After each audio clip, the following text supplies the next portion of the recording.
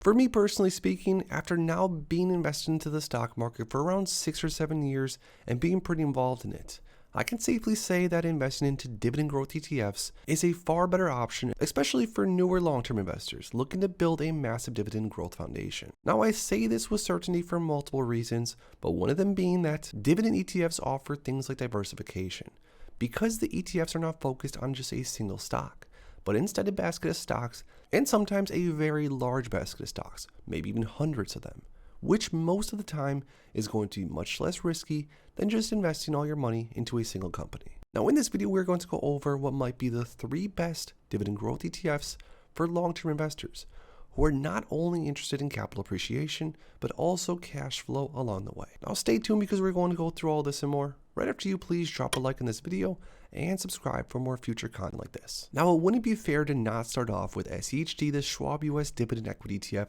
as the first dividend growth ETF that I think is such a better option for newer long-term investors compared to single picking stocks. Now, for my portfolio personally, this is definitely the largest position as far as a dividend growth ETF that I have currently. And to be honest, if I could go back in time to my early days of investing, I wish I would have just focused on a high quality dividend growth ETF like this instead of buying so many single stocks. Because let's be honest here, in my early days of investing, a lot of those initial picks definitely have burned me. But if you're not sure what the SEHD ETF is, the Schwab Strategic Trust Dividend Equity ETF is an exchange traded fund launched and managed by Charles Schwab Investment Management Group. It invests in public equity markets in the United States, and it invests in stocks of companies operating across pretty much every single sector. Now, SEHD invests in dividend-paying stocks, and what's great about SEHD and its holdings breakdowns is that it invests in companies that all pay dividends and have a history of increasing their dividends consistently, which makes SEHD have one of the best dividend growth rates across the board, which we'll go through here in a second. But SEHD's holding breakdowns are the following: industrials 18%, financials at 15%, healthcare at 15%, consumer defensive at 13%, technology at 12%, consumer cyclical at 9%, energy at 8%, communication at 4%, basic material at 2%, and utilities under 1%. Now, SEHD's top 10 holdings are very familiar companies that have been around for a while, and like I said, they all pay dividends, and all have a history of increasing their dividends, which is great. Companies like Broadcom, Texas Instruments, UPS, Home Depot, Pepsi, Cisco, Coca-Cola, Amgen, abbvie, and Merck. Now, some more important facts about this ETF: it's currently trading at the higher end of the 52-week range at around $74, $75. The 52-week range being between around $66 and $80, so it still is on sale in some investors' eyes, but it is getting more expensive. Another important fact is that the expense ratio is super cheap at just 0.06%. The dividend frequency is quarterly, and the assets under management is over $48 billion, making this ETF pretty massive. Now, to get into the fun part, SEHD's Dividend Facts. SEHD has a 3-year dividend growth rate of around 12.3%, a 5-year at 13.9%, and a 10-year at around 11%. So even though the growth rate on the trailing 12 months is around 7.13, which is much lower than the previous, say, 10 years or so, it's still not all that bad, and we're going to see what the future holds for the next few dividend payouts for SEHD, but the dividend growth rate historically has been very impressive. Now, SEHD's trailing 12-month dividend yield is around 3.53%, and once again, to give you a nice visual, the dividend growth has been very, very extensive over the past 10 years, which means investors that buy in today will likely get paid much, much more in the future as long as they just hold on to the shares of SEHD. Moving on to the next ETF in my list that is definitely in the buy and hold forever dividend growth ETF is going to be DGRO, or the iShares Core Dividend Growth ETF. Now, for those not sure about what DGRO is, it's the iShares Trust, iShares Core Dividend Growth ETF, and it's an ETF fund launched by BlackRock. Now, this fund invests in equity markets in the US, and it invests in stocks of companies operating across diversified sectors. This fund invests in growth and value stocks of companies across diversified market capitalization, and it of course invests in dividend-paying stocks of companies. Now, DGRO, just like SEHD, is great because it does offer a very nice dividend,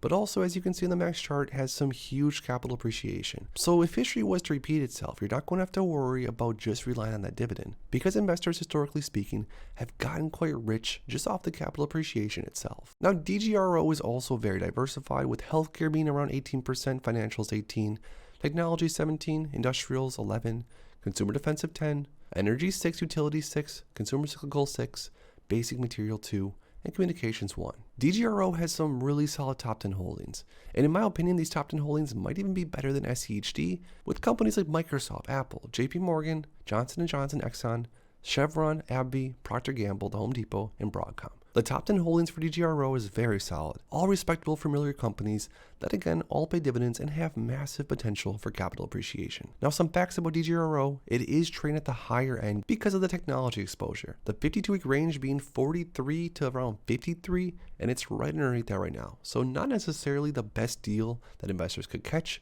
over the last 52 weeks, but again for long-term investors, we'll have to see. The expense ratio is 0.08. The dividend is quarterly, and DGRO has around $24.1 billion in assets under management, so around half of that SEHD has. Now, DGRO's dividend facts are pretty interesting. The trailing 12-month dividend growth is massive at 17.53%, 3-year is 7.8%, and the 5 years around 10%. So it doesn't really matter what time frame you look at. DGRO does have some very high quality dividend growth, which again means investors are going to get paid more in the future for just holding, most likely. Now, DGRO has a smaller dividend yield of just 2.35% trailing 12 months, which is obviously less of that than SEHD, but again with the potential for high amounts of dividend growth in the future, and of course the capital appreciation. I don't think investors are initially really all that concerned with the little bit lower dividend yield. Now lastly, when it comes to DGRO, to see a visual of the dividends paid out historically speaking since around 2014. The dividends have been moving up and to the right, which is great.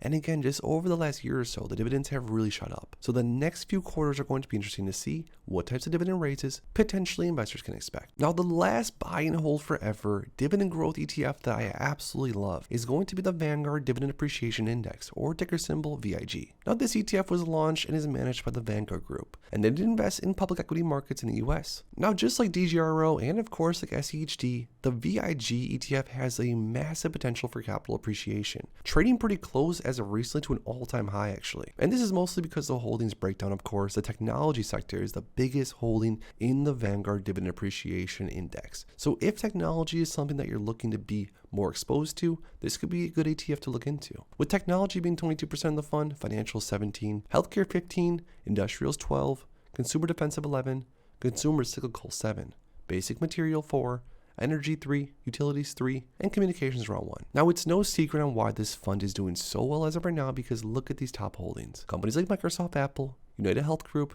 Exxon, Johnson & Johnson, JP Morgan, Visa, Procter & Gamble, Broadcom, and MasterCard. Now, the 52-week range for VIG is 132 and 165. So basically, like I said earlier, it's trading at the top end of the 52-week range.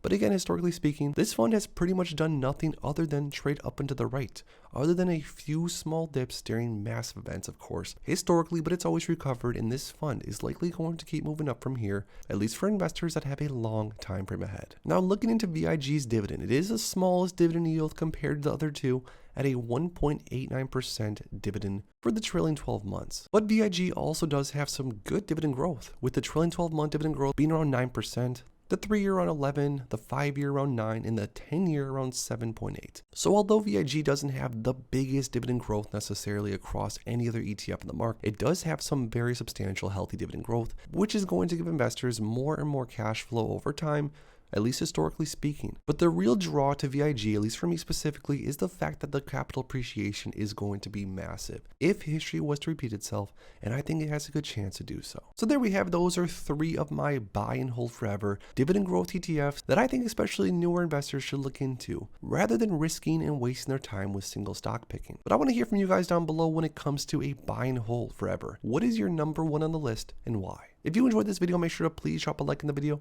and subscribe for more content like this in the future. Thanks for stopping by, guys, and I'll see you in the next one.